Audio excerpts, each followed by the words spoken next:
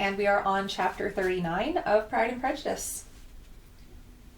It was the second week in May, in which 3 young ladies set out together from Gracechurch Street for the town of blank in Hertfordshire, and, as they drew near the appointed inn where Mr. Bennet's carriage was to meet them, they quickly perceived, in token of the coachman's punctuality, both Kitty and Lydia looking out of the dining room upstairs. These 2 girls had been above an hour in the place, happily employed in visiting an opposite milliner, watching the centennial on guard, and dressing a salad and cucumber. After welcoming their sisters, they triumphantly displayed a table set out with such cold meat as an inn larder usually affords, exclaiming, "Is this not nice? Is it not an agreeable surprise?" "And we mean to treat you all," added Lydia. "But you must lend us the money, for we have just spent ours at the shop out there." Then showing her purchases, "Look here, I have bought this bonnet. I do not think it is very pretty, but I thought I might as well buy it as not. I shall pull it to pieces as soon as I get home and see if I can make it up any better."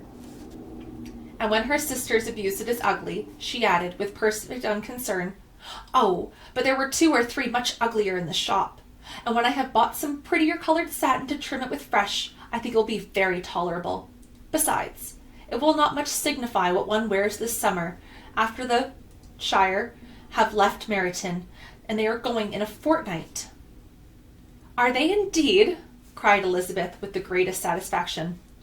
"They are going to be encamped near Brighton, and I do so want Papa to take us all there for the summer. It would be such a delicious scheme, and I dare say would hardly cost anything at all. Mamma would like to go too, of all things. Only think what a miserable summer else we shall have." Yes, thought Elizabeth, that would be a delightful scheme indeed, and completely due for us at once. Good heaven, Brighton and a whole camp full of soldiers. To us, who might have been overset already by one poor regiment of militia, now the monthly balls of Meryton. "Now I have some news for you," said Lydia as they sat down to the table. "What do you think? It is excellent news, capital news, and about a certain person that we all like." Jane and Elizabeth looked at each other, and the waiter was told that he need not stay. Lydia laughed and said, "Aye, that is just like your formality and discretion. You thought the waiter must not hear, as if he cared. I dare say he often hears worse things than I am going to say. But he is an ugly fellow, and I am glad he is gone. I never saw such a long chin in my life. Well, but now for my news. It is about dear Wickham. Too good for the waiter, is not it?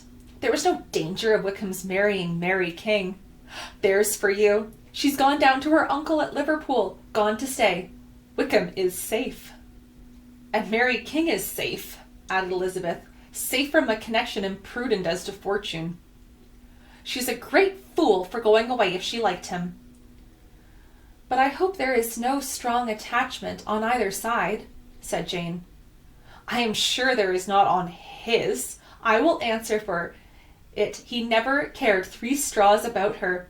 Who could, about such a nasty little freckled thing?" Elizabeth was shocked to think that, however incapable of such coarseness of expression herself, the coarseness of the sentiment was a little other than her own breast had formerly harbored and fancied liberal. As soon as all had ate, and the elder ones paid, the carriage was ordered, and after some contrivance, the whole party, with all their boxes, work-bags, and parcels, and the unwelcome addition of Kitty and Lydia's purchases, were seated in it. "How nicely we are all crammed in!" cried Lydia. "I am glad I bought my bonnet, if it is only for the fun of having another bandbox.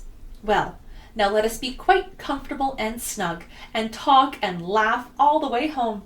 And in the first place, let us hear what has happened to you all since you went away. Have you seen any pleasant men? Have you had any flirting? I was in great hopes that one of you would have got a husband before you came back. Jane will be quite an old maid soon, I declare. She is almost 23. Lord, how ashamed I should be of not being married before 23. My Aunt Phillips wants you so to get husbands, you can't think. She says Lizzie had better have taken Mr. Collins, but I think that there would have been but I do not think there would have been any fun in it. Lord, how should I like to be married before any of you? Then I would chaperone you to all the balls. Dear me, we had such a good piece of fun the other day at Colonel Forrester's. Kitty and me were to spend a day there, and Mrs. Forrester promised to have a little dance in the evening. By the by, Mrs. Forrester and me are such friends. And so she asked the two Harringtons to come, but Harriet was ill, and so Pen was supposed to come by herself. And then, what do you think we did? We dressed up Chamberlain in women's clothes, on purpose to pass for a lady. Only think what fun! Not a soul knew of it, but Colonel and Mrs. Forrester, and Kitty and me. Except for my aunt, we were forced to borrow one of her gowns, and you cannot imagine how well he looked. When Denny and Wickham and Pratt and two or three more of the men came in, they did not know him in the least. Lord, how I laughed, and so did Mrs. Forrester. I thought I should have died, and that made the men suspect something, and they soon found out what was the matter. With such kind of histories of their parties and good jokes, did Lydia, assisted by Kitty's hints and additions, endeavour to amuse her companions all the way to Longbourn.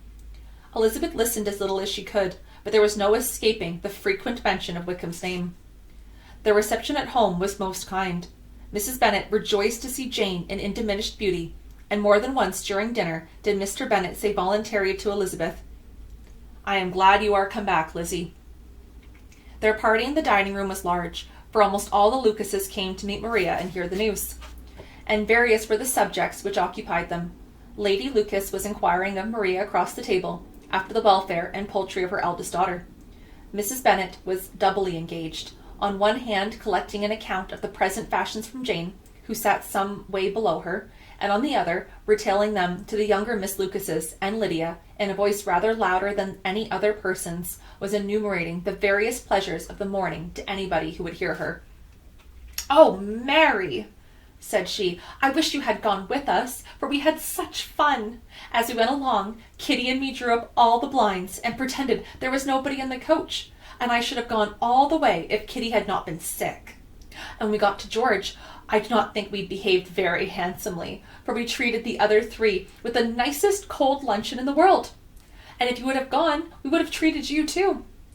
And then when we came away, it was such fun. I thought we should never have gotten into the coach. I was ready to die of laughter. And then we were so merry all the way home. We talked and laughed so loud that anybody might have heard us 10 miles off." To this, Mary very gravely replied, "Far be it from me, my dear sister, to depreciate such pleasures.